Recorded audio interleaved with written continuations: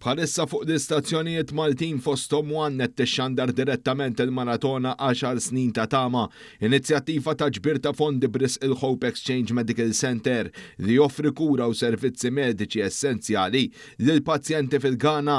Kull donazzjoni setejn biex Hope Exchange Medical Center ikompli joffri kura medika ta' kwalità lil eluf ta' pazjenti, b'mod partikolari dawk li ma jifilħux iħallsu għat trattament li għandhom bżonn. One News tkellem mal-fundatur ta' din l-organizzazzjoni Nicole Baldacchino fej sostnen il-maratona għandha lan tqajjem aktar arfin dwar il-ħidma tal-isptar u tħeġġeġ lil pubbliku jagħti semu.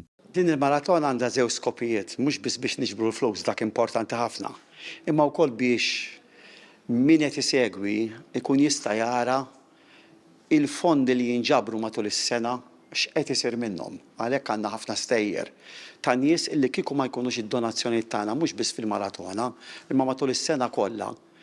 Dawn ma jkunux jistgħu jirċievu l-kura li qed nagħtuhom aħna l-Maltin permezz ta' estensjoni ta' Malta nista' ngħid.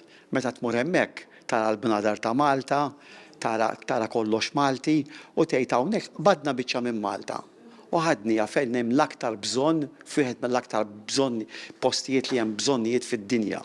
Dawk li jixtiequ jagħmlu donazzjoni jistgħu jagħmlu dan permezz ta' diversi numri tat-telefon u anke permezz ta' SMS.